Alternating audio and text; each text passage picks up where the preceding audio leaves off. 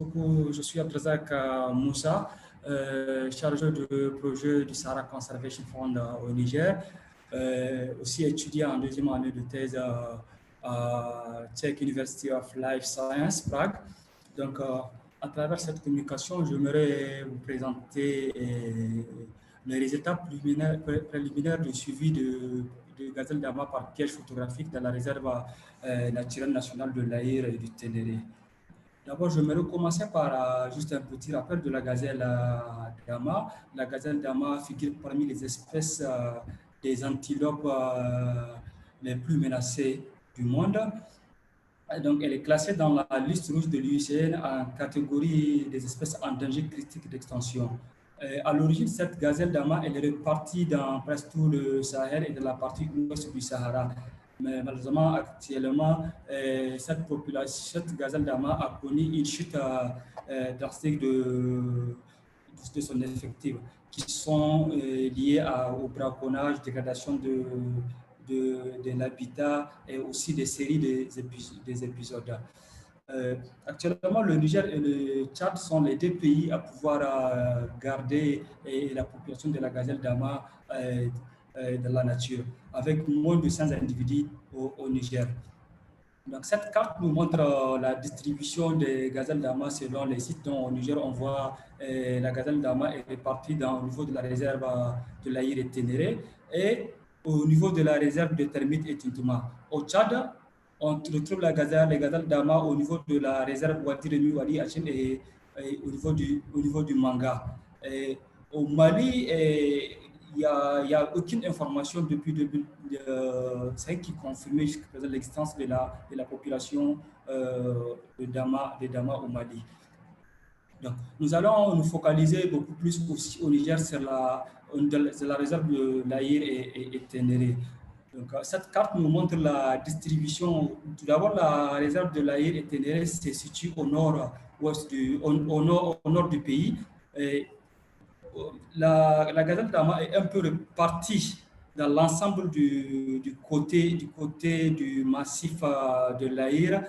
Comme vous pouvez voir la distribution à travers le point bleu qui montre les gazelles d'Ama enregistrées dans la période de 1979 à 90, donc des données qui ont été enregistrées par John Levy, je peux vous dire merci.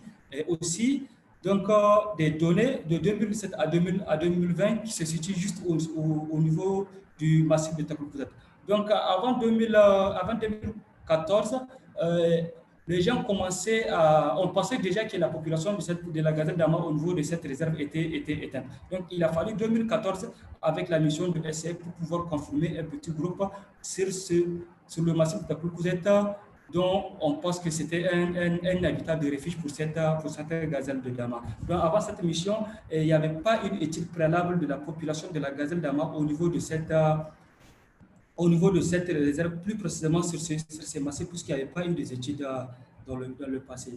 Donc, à partir de 2017, SCF a décidé d'installer des pièges photographiques sur ce massif pour avoir une idée sur la distribution, sur l'écologie et sur les différentes espèces qui se trouvent au niveau de ce massif. Donc, l'installation des caméras a commencé à partir de 2017 où nous avons utilisé que 12 caméras trappes selon une distribution systématique selon le protocole standard de 2 km. Donc, après chaque 6 mois, donc, une équipe retourne sur le terrain pour pouvoir collecter les données. Et je voudrais souligner que la particularité de ce site, c'est un site qui est un peu compliqué par rapport à l'accessibilité.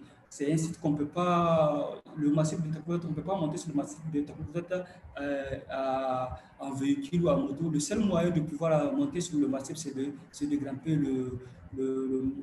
la montagne à pied. Voilà comme le montre une photo là. Et aussi, nous utilisons des dromadaires qui nous permettent de transporter la nourriture et l'eau afin d'installer les caméras et pouvoir récolter les données.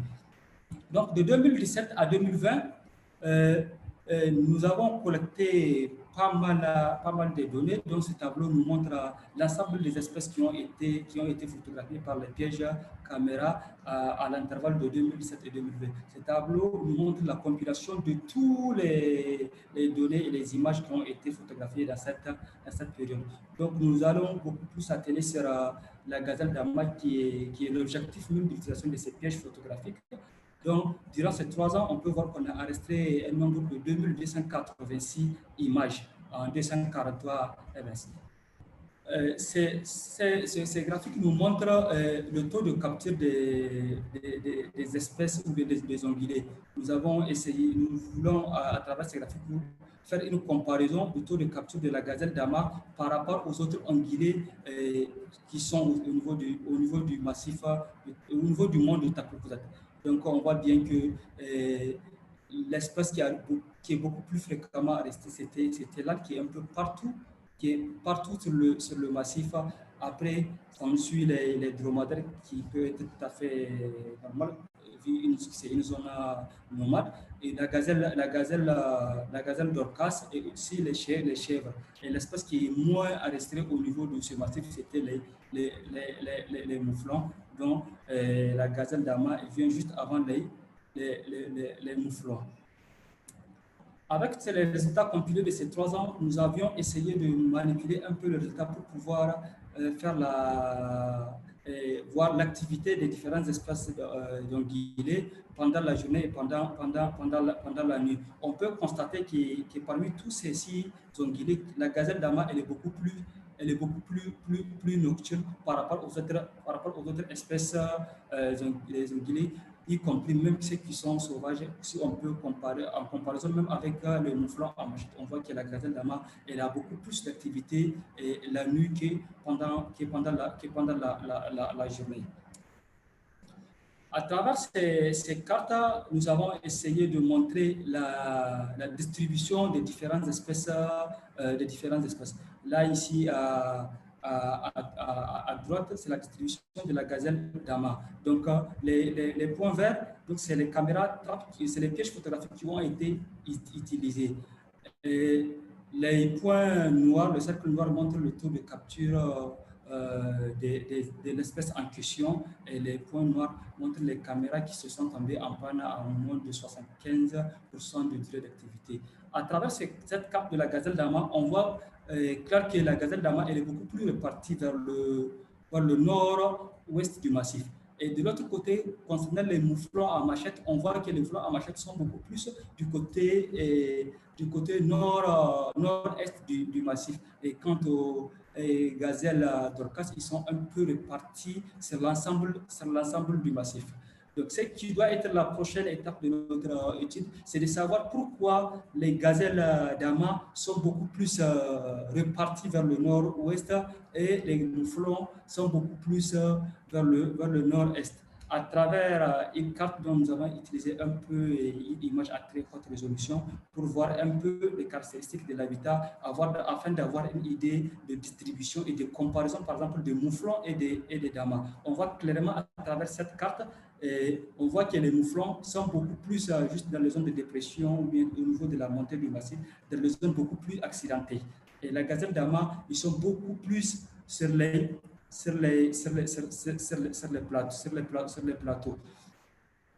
plateaux. Donc maintenant, c'est à travers ces répartitions et ces comparaisons de ces deux espèces, on peut voir que les gazelles aiment beaucoup plus les plateaux par rapport aux mouflons qui sont beaucoup plus créatifs. Ils aiment avoir beaucoup plus les zones beaucoup plus accidentées qui sont difficiles d'accès à l'homme.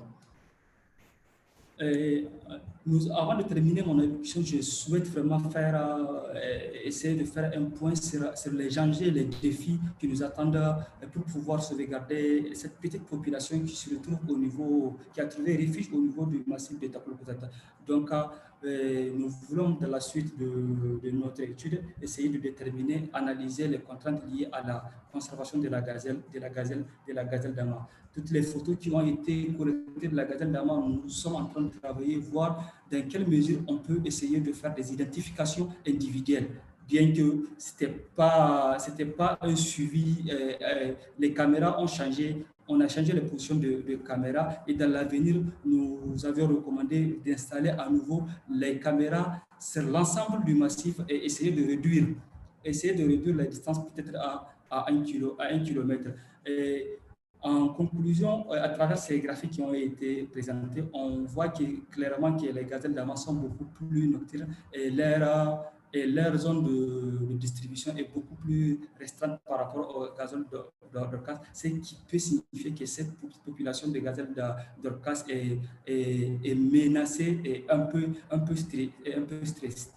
stressée.